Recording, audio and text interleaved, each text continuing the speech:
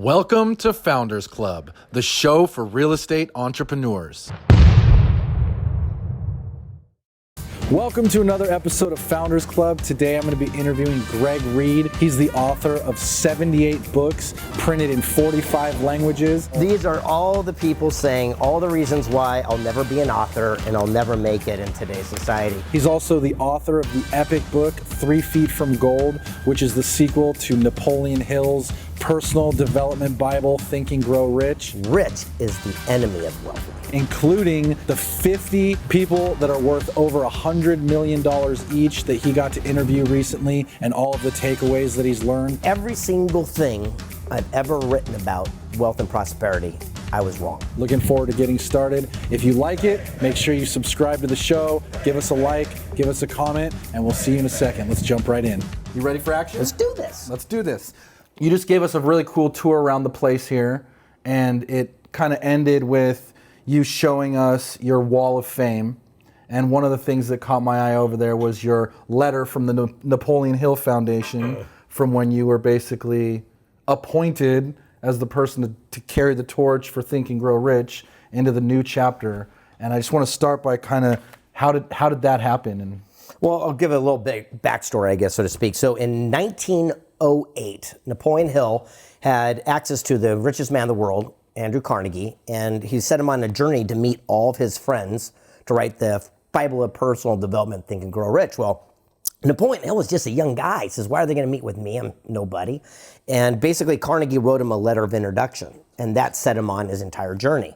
100 years later, in 2008, the surviving family in Napoleon Hill and the foundation wrote a very similar letter, and they gifted it to myself and gave me an opportunity to go around the world and meet today's iconic figures to tell their stories. And we did it about perseverance, not quitting. Everyone always sees the great success stories in the house and the cars and the boats, but no one ever talks about the journey to get there.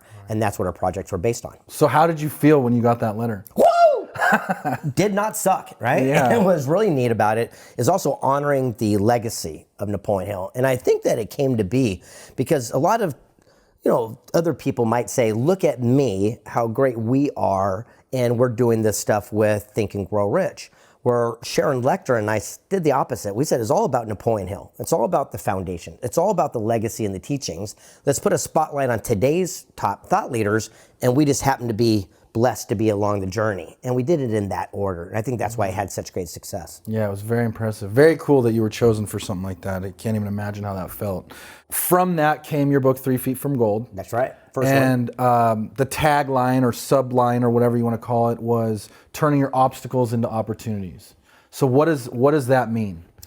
Well, so many people look at the challenge and they don't see the blessing in disguise. So one of the people I interviewed for another book, Stickability, was a guy named Steve Wozniak. Now, everyone knows him and Jobs from Apple Computer, but you might not know the story. And I asked him, I says, what made you so successful? And he says, all we did was we ran toward our challenge rather than from it. I go, what do you mean? He says, well, when microchip processors came out, they're so expensive, we could only afford one of these little chips. He goes, Jobs sold his Volkswagen. I sold my calculator. We pooled our money to buy one of these chips. He goes, Hewlett-Packard would make these machines, computing devices. They go from point A to B with 20 chips. They had all the money of God. So I'd pull away 5, and I'd get it to go from A to B using only 15. And then pull away another 5 and get it to work with 10. Finally, we devised a system to go to A to B using our one chip. He goes, we were not trying to be innovative or cool. We could afford one chip. They were doing what they had to do. That's right. But by embracing that as an opportunity, we found the shortest, cleanest path and changed the way people do personal computing for the rest of the world, for the rest of their life. He says, where could you be in your own business if you stop looking at something as your greatest challenge, but it could just be the greatest blessing and opportunity in disguise? And that's what the entire process is about. Big shift in thinking. That's right. Yeah. It's the same exact situation, but seeing things from a different point of view. I'm doing this new book. It's called Wealth Made Easy. Interviewed people worth 100 million to $1 billion. And I realized all they do is the same exact actions as you and I, but they just have a different mindset toward it. So they say, if they have a guy who wants to buy a plane and a guy who wants to sell a plane, you and I are nice people. We put those two together. He goes, you're an idiot. I go, what are you talking about? This billionaire sat me down. He goes, you're an idiot. And he goes, do the same thing, but think like a wealthy person. I go, what does that mean? Yeah. He says, well, I go to the person who wants to sell a plane and say, hey, if I find someone to buy it, will you give me 20% commission? And then I go to the other guy and say, hey, if I find a plane for you to buy, will you give me free airline tickets to Hawaii? They're both going to say yes. Right. Then you put them together. Same exact action, but two completely different results. So was that one of the big takeaways from interviewing all those people? Because I'm sure that's fascinating. It was changing my mindset because every single thing I've ever written about wealth and prosperity, I was wrong. Now, how's that for an eye awakener? And I realized because all we know is all we know. And I also realized that a lot of these books and products and programs out there that teach people to get rich, they never teach people to get wealthy. And rich is the enemy of wealthy. I know. And so it completely transformed the way I looked at everything. And we can get a little bit that as we get into the conversation. Yeah, I'd love to dig into that a little bit. Are most of those people, how did they find their success, or how did they get their large fortunes, most of them? Well, see, they did the antithesis of what we were taught. So this great billionaire guy sat me down. Again, this might hurt your head a little bit, but I sat him down and I says, why are you a multi-billionaire and I'm not? I go, I'm just as smart as you. And he says, it's easy. He goes, you believe all the bullshit lies that you spread to the world. He goes, it's you and all your cohorts are the people that actually suppress mankind. By the way, we appreciate it and hope you continue that journey. Wow. I went, wow. Ouch. Yeah. But I asked him, I said, what do you mean? He says, well, he goes, you're the purveyor of the greatest lie that's ever been told. I go, what's that? He said, to go find your passion and the money will follow. He goes, please keep telling people that and make your bumper stickers. He goes, think about them. They're all saying, hey, follow your passion and not a paycheck. And then you wonder why you're broke. Wow. I went, oh. Yeah. He goes, you'll find someone who's a welder their whole life. They finally retire with a little nest egg. They go to one of your events, they get excited, and they open a yogurt shop because that's their passion. 90% of businesses fail the first year, not because they're not hard workers, because they're a welder, not a yogurt person. Mm-hmm. And he goes, here's the best part. When they go down, they like sink with an anchor. They pull their car and their house and their boat, and they go, oh, that's when we sweep in and buy it for pennies on the dollar. He goes, keep telling everyone that. Damn. I go, what are you talking about? He goes, the secret is to look for and capitalize on unexpected opportunity. I go, what do you mean? He says, we're like a game of Frogger. We ride a log, and as soon as it dips, we jump to the next log. We can never go down with the ship. We don't care. It's just business. He goes, but we capitalize and make so much opportunity that we use that money to finance our passion. He goes, you guys just do it in reverse and wonder why you're never successful. He goes, do you think the Gettys or the sheiks are passionate about crude oil? Right. He goes, do you think waste management is passionate about dirty diapers and rotten cheese, or the aggregate dealers that build all the freeways and stadiums are passionate about sand and gravel? He goes, they're the people that control the entire civilization. But what they do is they use that to open the arts and, finance every university. Everything that's good. He goes, we own the stadiums and the football teams that everyone else is following their passion for a couple $1 million a year, killing themselves on the field they're doing. He goes, people just don't understand the change of mindset. Wow. Yeah. So that's what the journey was like. So is the lesson there, make the money first, and then the passion will follow? The idea is everyone that I met that's wealthy never went broke. But everyone that's been rich, millions of dollars, and lost all their money, know why? Because they followed their passion. They lost all their money following their passion. The yogurt shop example. All I'm saying, if you think and look back in life, isn't it crazy? So I just started watching what these people did, and I started implementing it for myself. And I can honestly say this last year, I've had more financial gain I've had in my entire life, just by doing simple actions. And it's nothing complicated. It's just like that plane situation. And I started doing it. So many receive great advice, but few profit from it. So I wrote this book called Wealth Made Easy, where every single page is basically a hack of how someone created their wealth and prosperity. Definitely need to check that out. Wow. Okay, well, I'm gonna give you one because I can see your brain going right now. Yeah. The first guy I called up, he made it in real estate. And I said, how did you make $1 billion in dirt, in raw land? He goes, oh, that's easy. He goes, time plus land is wealth. I go, what does that mean? He goes, all I do is I look for a town anywhere in the world that's growing at 25% a year. Go on Google Maps, it's free. He goes, here's where it gets complicated. I look for Broadway, Main Street, and I draw a line out 8 miles, and I buy the dirt. That's it. Then I rent that dirt to farmers who pay the lease, so it's free, and I get vegetables for years. As the town continues to grow at 25%, it ends up on my plot. Since I'm on Main Street and I own the biggest land, that's what I sell to the big box stores for 800 times what I paid. Wow. $1 billion. That's an amazing strategy. And it's so simple, really, because that dirt is cheap at that time, especially 8 miles down Main Street. That's right. But eventually, if you sit on it for long enough, the town's going to catch up, and that's when you make the big exits. Well, and I realize that it's these people that have these exits. It's kind of interesting, too, watching the common denominator. People worth $40 million and below are the new Beverly Hillbillies. These are the people that are cool. They got enough dough to fly, first class, take their family anywhere they want to go. People worth $1 billion, pretty stoked people. Yeah. They got a good life. Yeah. But these people worth $100 million or $300 million are kind of miserable. And I don't know if I'd wish that upon too many people. That's interesting. And Yeah. why is that? Well, you think about, to you and me, $100 million is a lot of money, but you're not even 1/10 of a billionaire. You're so far away. Right. And so when you're trying to keep up with the Joneses, that you're still, you're The grinding. Joneses are playing at a way higher level. That's right. And you're carrying 3 cell phones and, your health, and usually things digest because you're trying to work towards this goal. And it's just interesting watching these people. But again, 40 million below, pretty happy. Billionaires, super happy. Mm-hmm. These 100 millionaires, it's just kind of interesting to watch.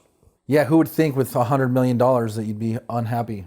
Well, think about it. If you're keeping up with the Joneses, it's not enough money to, buy a sports team. It's not enough money to, do a major thing. But Right. it's you're successful. It's all get out more than most people. But you're so far away from the big leagues.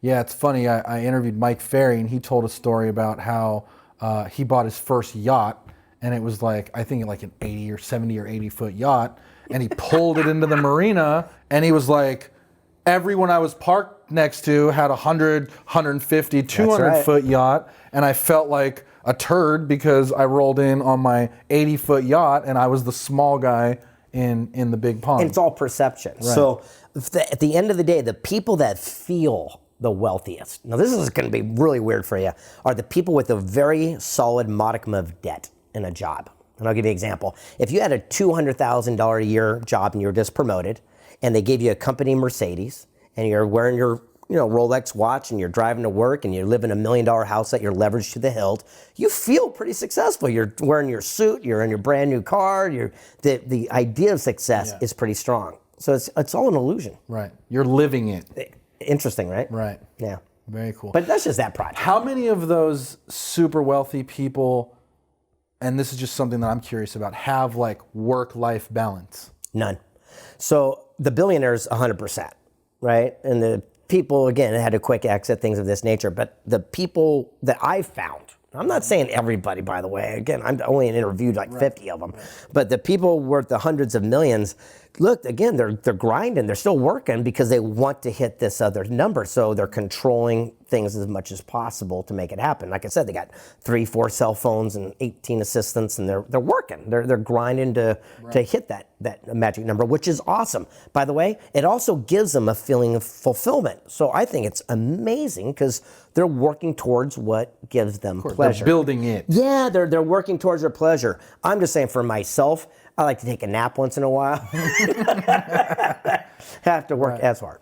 Very cool, man. That's an interesting mental shift that I'm sure you went through, and you just made me go through, which is why I'm kind of feeling off my game at the moment. Well, it was so interesting. All these people, I sat down with the founder of Remax all the way down to these billionaire guys, and it was really interesting. Lamborghini gave me a good one. I go, why did you and your dad, create so much wealth?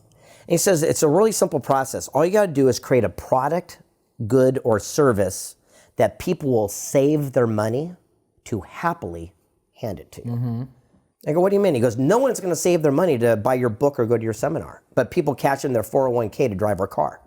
He goes, no one's going to spend $2,000 a night to live in their own apartment, but you're going to happily cash in all the vacation time so you can take your family to give it to a mouse with big ears. Mm-hmm. He goes, if you can create a product, good, or service that people save their money, you'll not only never have a chargeback or a problem or a complaint, but you'll be able to print unlimited wealth and prosperity for the rest of your life. Man. Just a different mindset, thought. right? Yeah. What a great thought. So I want to shift gears a little bit because I want to talk a little bit about real estate. And I know that you were the first guy in San Diego to short sell your home. Woohoo! Here's my claim to fame, yeah. Before I get into that, I actually totally forgot to talk about this kombucha that we're drinking.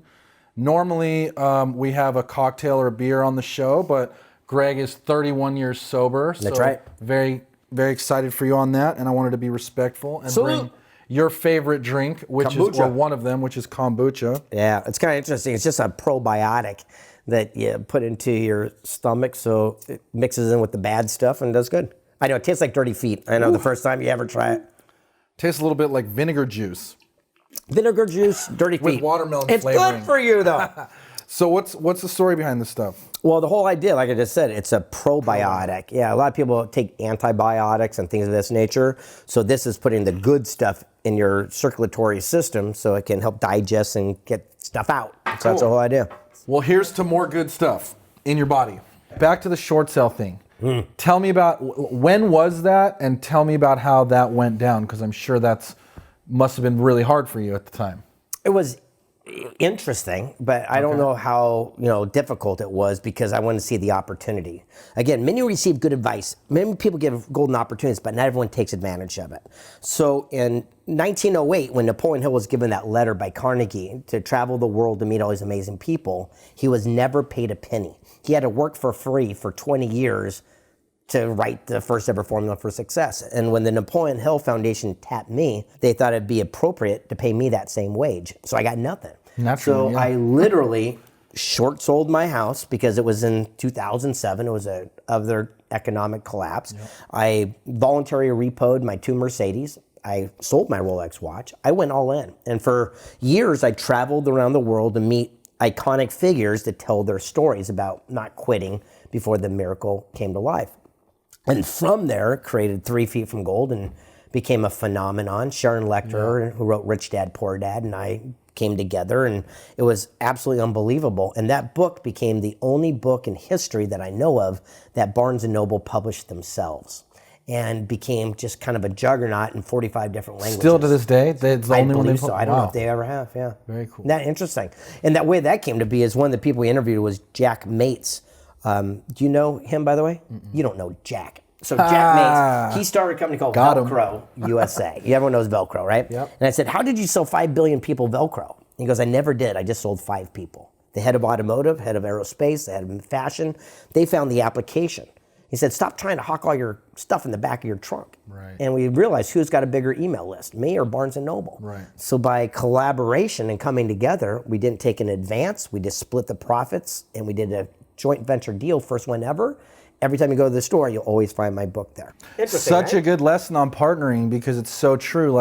And we talk about this a lot for people in real estate, is don't spend your time going after the single deal. Find the CPAs, the builders, the investors, the people that will keep coming back over and over again, and let them find the applications for it, kind of like the Velcro thing. 100%. One of the things we wrote in Wealth Made Easy is this concept: if something feeds you, you feed it some more. And if something eats, you kill it.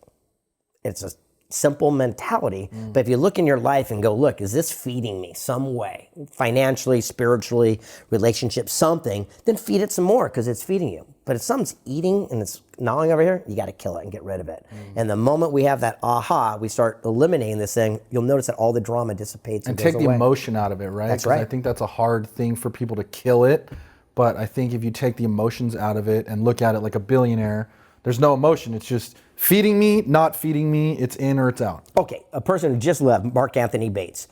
He was interviewed, even though he's not a gadillionaire, it's taught me something that completely transformed my life that we put in that book. It's called CPC, and I'm sure he's mentioned it to you. Has he? No. Oh my gosh, isn't this interesting? So he's taught me something that absolutely mesmerized and changed everything, and we had to put in this book. CPC stands for clues, patterns, choices. It takes emotion away. What it is taking accountability and responsibility for every single thing that happens. Let's say, for example, I go out on a first date and they show up 20 minutes late. That's a clue. If I go on my second and third date and they show up 20 minutes late, that is a pattern. Now, I can sit there and complain about it or try to change them or argue, but they're just late. That's them. I have to take accountability, responsibility, and say, am I going to address this? Am I going to deal with it, or am I going to accept it? But the bottom line, it's not their fault. They're just late, but it's up to me. And how many times have we done business relationships where we watch someone cheat somebody And they go, oh, that was just them. Then we see a pattern going, and then we do it ourselves and get cheated, and we blame them. No, we saw the clue. We saw the pattern. Well, we chose to go there. Right. And when you're a big person and you take that accountability and responsibility, everything around you and your sphere of influence will start changing. Powerful, it's so right? simple, so simple. So I can't believe he's never told you that CPC. before. CPC. I'm going to call Mark Anthony about that too. Yeah, pretty good. So you've written a lot of really successful books. And some not successful ones And too. some not successful books, which I think is an important part of the next question. A lot of people come to us and they want to write a book, or they're thinking about writing a book, or they have a book inside, right? And I'm sure you hear that all the time as well. What would you say is like the secret to writing a good book? Don't write it.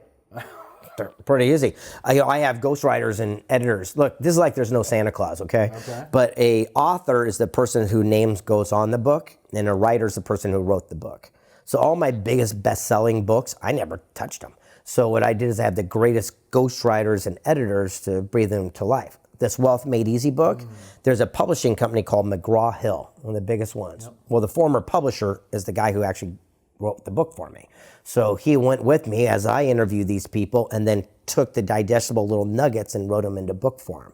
When we did Stickability, I got the guy who wrote all the curriculum for Princeton University, and he wrote that book. When we wrote 3 Feet from Gold, Sharon Lecter and another person, Greg Tobin, came together and they helped write that better. So if you're a great writer, you'd already be writing your book. So work your strengths, hire your weaknesses. That's great advice too, and it was very Santa Claus myth that just got busted.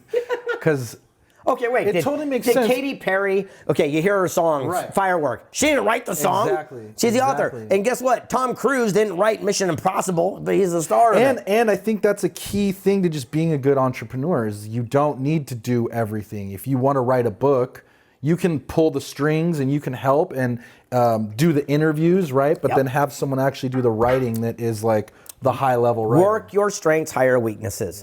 Yeah, people come all the time. They ask me the same thing. They go, I want to write a book. I want to think, what's the first thing I do? Don't write it. Hire a great ghostwriter because they're working, what they're playing at what you're working at, right? Yeah. So I call up my ghostwriter and go, hey, I'm writing a book. Here's the idea of it. Here's the concept. She writes the format of it. And then I sit there and go, hey, and put this message, this message, and this message. And she ties it in, sends it to me. I'd make my little tweaks. It's perfect. Grammar's correct. Okay, I'll give you an example. This one, the Millionaire Mentor up here. Yep.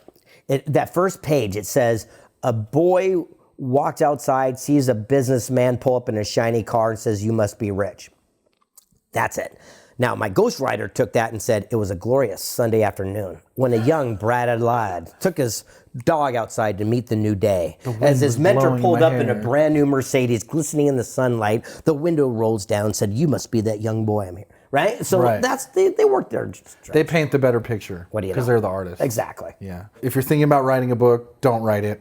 Hire a ghostwriter and work with some good people. I know you also had a chance to sit down with the founder of Remax, and I think his story is actually really amazing. So can you share that with me, how that Dave Lineker was transpired? Amazing story. I asked him, I says, was it easy getting real estate in the 70s? He goes, no, it was the other economic collapse. Everything went to hell in a handbag. He goes, for 2 years, every phone call that came in was from a bill collector because all the money ran out as he's chasing his dream. He said the third year they threw him in jail, calling him a fraud and a liar.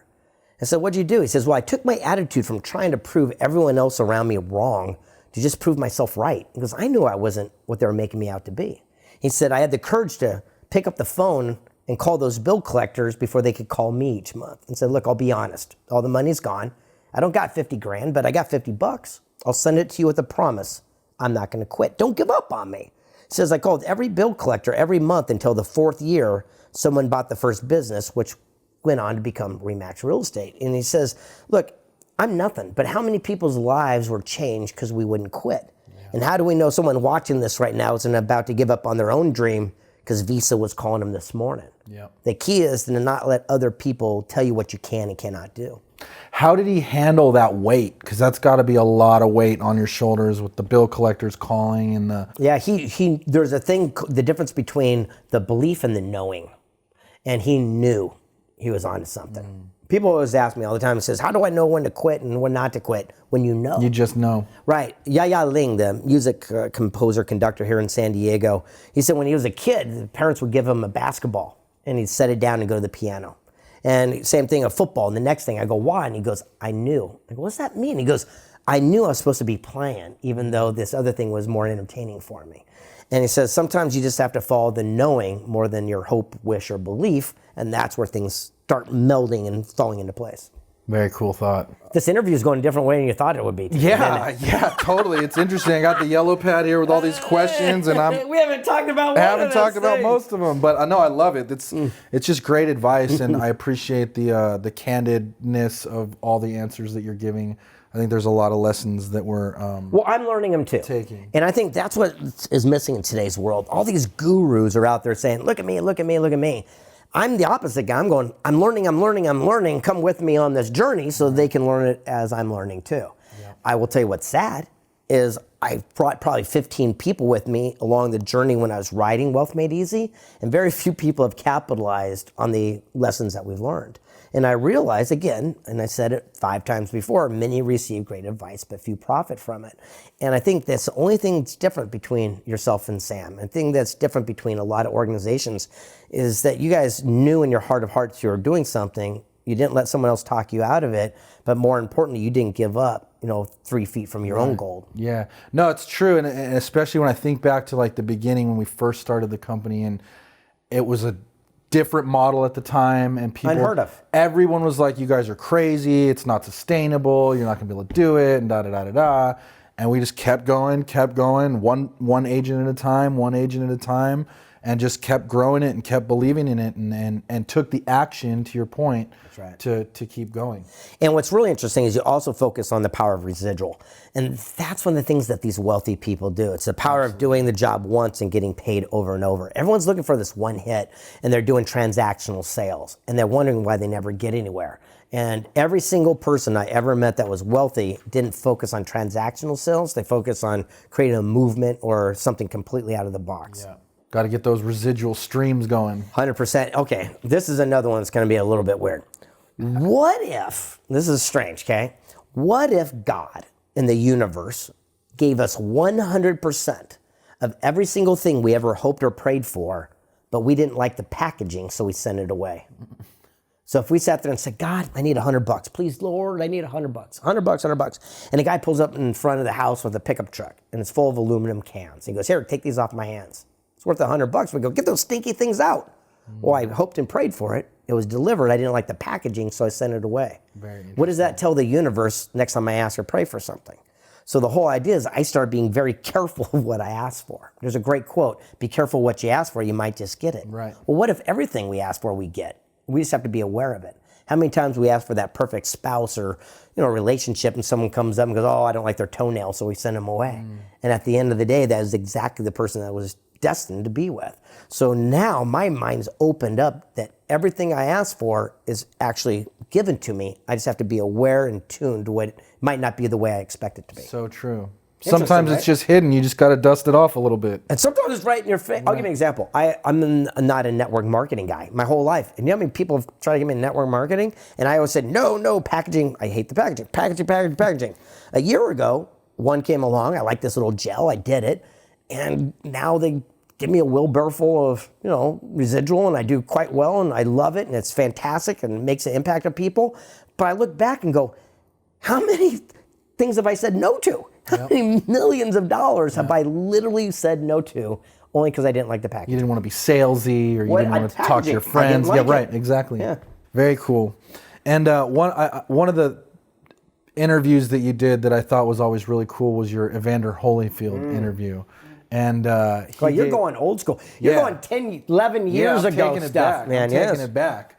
Only because I think that the lessons that you picked up from him are really powerful, and I think about them all the time. And I just want you to share kind of some of those. And then after that, takeaways. when you leave, I'm gonna give you some of my newer books that aren't a decade old. So get you up to date. All right? Get me up to date. So Evander Holyfield, I asked him. I says, why is it that you won more heavyweight championships than anyone? And he said, it's easy. I just have a higher standard. And I said, what do you mean? He goes, well, I showed up early, I left late, I invented exercises, I had a higher standard, and I won more championships. I said, but didn't it hurt being in a fight? He says, yeah. He goes, but when you're in a fight, you don't focus on the pain. You don't focus on the blows. If you focus on the pain, you end up on your back knocked out. But that's what people do outside the ring. They focus on gas prices, war, economy, and then they wonder why they never become a champion. And he pulled me in tight, and I always say it's an Adonis of a man missing half an ear bitten off by Tyson. And he says, the funniest thing, he goes, when you do win the championship, he says, everyone comes to their feet and they chant your name. They raise your hand in victory, and the guy puts a big shiny belt around your waist. And at that moment, and at that second, you don't feel even one of the punches you took along the journey. But the guy in the losing locker room will have every bruise, every excuse for the rest of their life, wishing they had a higher standard. Yep. Wishing they went to the gym one more time. Everyone has what I call a bad case of the one size. And that means I'm going to take action once I get the big break, once I have the opportunity. Ooh. But the best time to take action is the moment it strikes you. That's good. The single thing that holds people back is they literally sit on their big butt. And I don't mean physically. I mean they sit there and say, I'd go do that. And it's that butt that holds us back. It's always that butt. And it's the people that are the millionaires and the billionaires. It's the people that have left the biggest legacy by creating iconic things. They're the ones that didn't let that butt keep them from what they truly wanted to be. From getting off their butt. That's right. Powerful, right? Very powerful indeed. And just the mindset that those people have, right? Like what, and I know Napoleon Hill in his book also talked a lot about like auto-suggestion and visualizing and the mindset and the brain and all that stuff. Can you touch on like how these big performers and high profile people are using that type of stuff? Like call it NLP, call it visualizing, call it meditating, praying, whatever you want to call it. Yeah, well, it is visualization. It's just you see it to believe it and all that other cliche stuff. Again, though, I think the mindset is to become rich or to become a success in certain things. To be wealthy is a different mindset. It's looking for opportunity. It's called reticular activator system. Look, my son is 7 years old. Wherever we go, no matter where we go, he always finds money. So we go to the grocery store, amusement park, he always finds cash. And I asked him, I says, why is it no matter where we go, you find money? And he said, I look for it. That's it.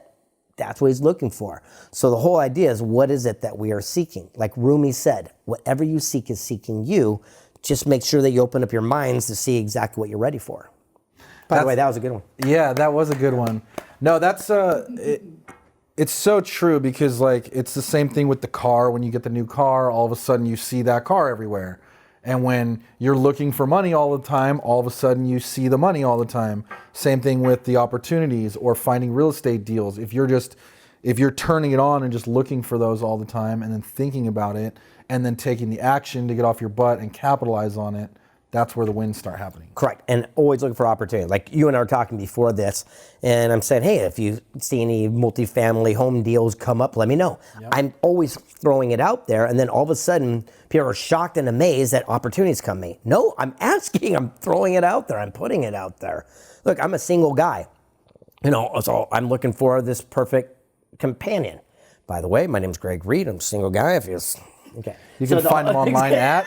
That's funny, but that's the first time you really looked at the camera. So the whole idea, though, is whatever you seek is seeking you. So I'm very careful of what it is that I'm looking for, and I'm also have a list of what it is that I seek. And it's amazing. The more specific that we are, the more exact that things start magically appearing. And what, like practically, how are some ways to practice that? Is that like writing your goals down every day? Is it waking up and meditating for 5 minutes? Like how does that physically manifest? Okay, so Bob Proctor and I wrote a book together called Think and Grow Rich, Thoughts Are Things. And we went around and we interviewed everyone from the Holocaust survivors to the founder of Pictionary and JetBlue. And we realized that thoughts are not things. It's thoughts only backed by action become things. If thoughts were things, I'd be a slice of pizza right now because I'm hungry, right? But the fact of the matter is, when we're done with this and I order some pizza, my thoughts become realities by the actions we take. And that's what's missing. I met with these Harvard scientists and they said, look, we have 64,000 thoughts a day. And most of them are called ants, automatic negative thoughts. They're the reptilian part of your brain protecting you. So if we have 64,000 thoughts a day and almost majority of them are negative, then everything should be chaos and horrible in our life, but it's not. It's only the thoughts that we took action on create our reality. So it's the thoughts backed by action become our truth. Very interesting shift too. If thoughts were things, we'd be smacking our car into everyone that cuts us off on the freeway, right? We think it, but we don't do it. So the whole thing. And to your point, with all those negative thoughts in there, in terms of practical application, the more good thoughts you can put into your brain and take action on, the better you're going to be. Correct. Well, it's when you take the 100% what you just said. Yeah. So what that could look like is listening to more interviews, reading more books, talking to mentors, visualizing, meditating, doing yoga, anything that gets you in a space of not your ant thoughts, your whatever you said, automated negative the whole thoughts. the concept of meditation is to get rid of the ants. That's all I did. They call it the monkey brain in that whole society. So the whole idea is to have that calming nature where you can just be still so you can let all the good stuff in.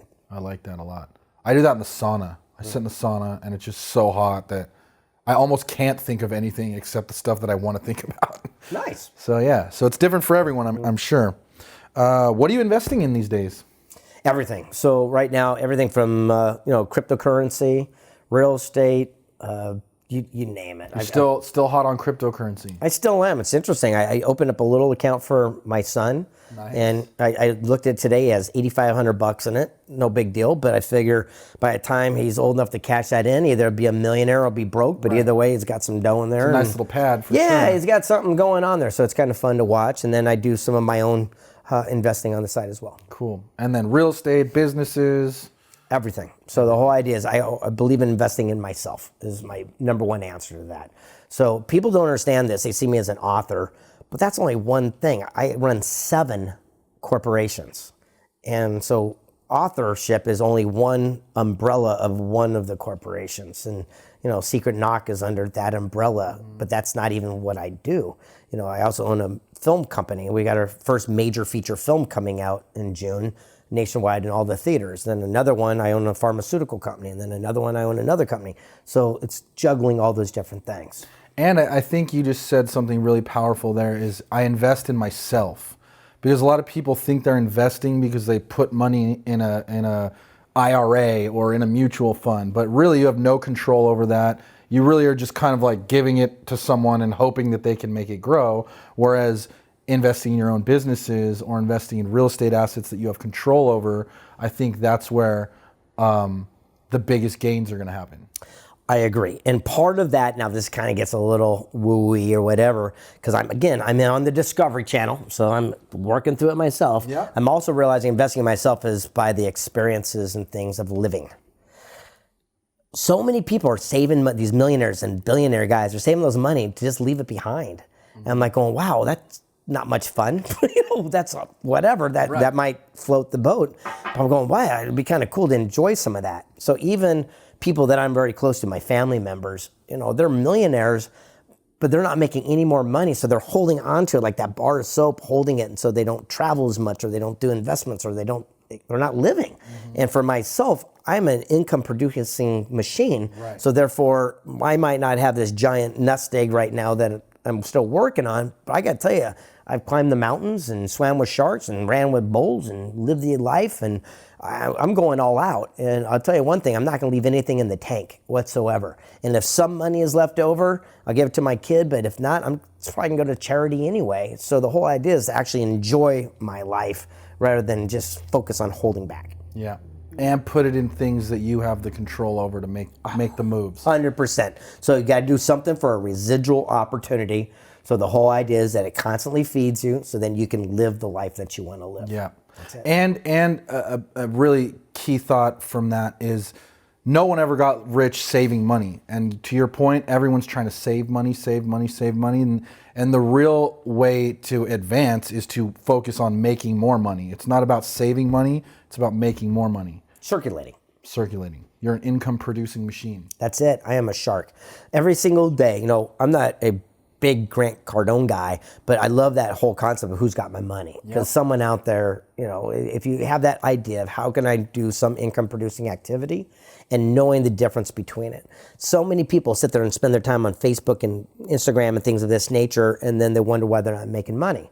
Well, I'm doing the same thing, but I'm constantly dripping my events and books and things of this nature. So I'm combining those two activities so it's still income producing activity where it might not look like it on the surface. All the time. All the time. Yeah. Have you ever opened up where I'm not there, right? So the whole idea is, how do you stay in the forefront? Yeah, exactly. Yeah. That's good. And I also wanted to ask you about something you just mentioned, which was all the adventure trips that you do. I think it's been cool watching all the things that you've done. And one of the things that's always been on my bucket list was running with the bulls. You run from the bulls. And I know you did that, Yep. so I want to know just like what that was like. So the idea is that you seek counsel, not just opinion. So my idea is I find the people that getting the results I want, and I ask them. So Ruben Gonzalez, the 4-time Olympian, and myself, we found the person who wrote the definitive book on running with the bulls, and called them up and said, hey, look, we're going to come do there. We want to enjoy the activity. We prefer not dying. Yeah. Where should we stand statistically over 100, 200-year period that you could have the greatest time? He said, oh, that's easy. On this little strip of area, right around this last curve, stand right in between. On one side, people will be on the wall, and they're drunk, and they're going to stampede each other like screaming fire in a building.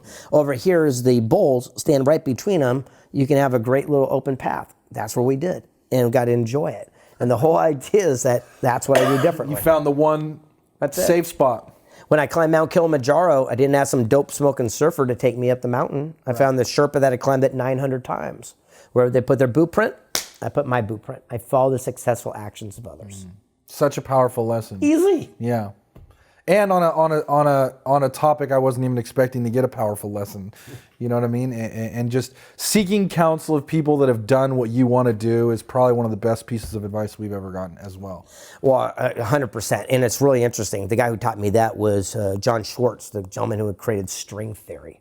And I remember when I wanted to be a best-selling author, I didn't go to people who wrote great books. I didn't want to be a great writing author. I wanted to be a best-selling author. So I went to Barnes & Noble and I bought every best-selling book. And I called those people up and I followed their actions, and here we are today. Very cool. Love that. And then I want to wrap up with one of the questions that you one of the questions that I actually wrote down here.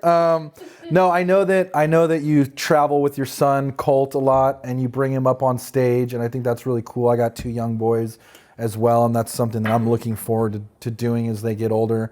And I know that he likes to share his success mantra on stage, so I just wanted to have you talk about that and what that's like as a dad too for you. Well, first of all, it's one of these topics where I talk to his mom, my former wife. By the way, I've got the greatest ex-wife in the world. I know it sounds weird, but I love my ex-wife. She's amazing, great mom, great friend, business partner. And we sat Colt down and says, do you want to do this? We asked him, we're not going to just make him start being a dancing monkey if he doesn't want to be. And he's the person who requested to follow this thing. So I want to be very clear that that's the way we went to it. And his mantra is, before he goes to bed, he screams down the hall and he says, mantra, if I forget. And he has to say it before he goes to sleep. Because I realize that most kids, when they're falling asleep, they're scared of the dark or the thing or the thoughts or dreams or things of this nature. So I figure if we could leave him with something positive, he'd go sleeping in a good fashion. And now it's become his catchphrase. January, he had the #1 spoken word audio track on Amazon on his audio from this. And he's 7 years old. And he did it when he was 6. And then at Secret Knock, he did a CD signing thing for his latest one. Right. And the whole idea is that they took his mantra and added hip hop music to make it kind of cool. So he says, my name's Colt. I'm happy, I'm powerful, I'm successful, I'm brave, I'm wise, I'm worthy, I help people, my name's Colt. And that's what he says before he goes to bed. I love that. That's pretty awesome. Neat. And to your point about the thoughts before you go to bed, I do something similar with my son. Like when I rock him to sleep, I'm just like, I had the same idea. I'm like, man, I want to just put him to sleep thinking about good thoughts. And so I just like sit in the rocking chair and I'm just like, you're happy, you're strong, you run fast, you're brave, you're good at school, you're good at math, you're good at drawing, you're good at art. And I'll just do that for like 10 straight minutes. That's awesome. Until he just goes to sleep, and then I put him in his bed. So imagine that. I mean, that's just putting all the, like a Dr. Emoto was talking about the whole thing with water crystals and stuff like that. If we're 75% water and we're putting positive messages, then that's how they go throughout the day. Now, how much of that, quite frankly, they're our little petri dish, right? We have no idea if we're messing them up or not. I don't know. But I do know that I'm giving the best opportunity for success. And I think as a parent, that's the best we can do. Exactly. And hopefully giving them a good, strong mindset and a good, strong foundation to go win at life. Amen. Amen. Well, Greg, I got to tell you, man, I really appreciate it. I enjoyed the kombucha. You drank half of it. That's sweaty pretty feet good. Water. Sweaty feet. And I'll give you a cheers. Thank you again for your time and really appreciate it. Salute. We'll see you on the next one. And if you like the video, subscribe, leave us a comment if you have any questions, and we'll be sure to get back to you. See you on the next one.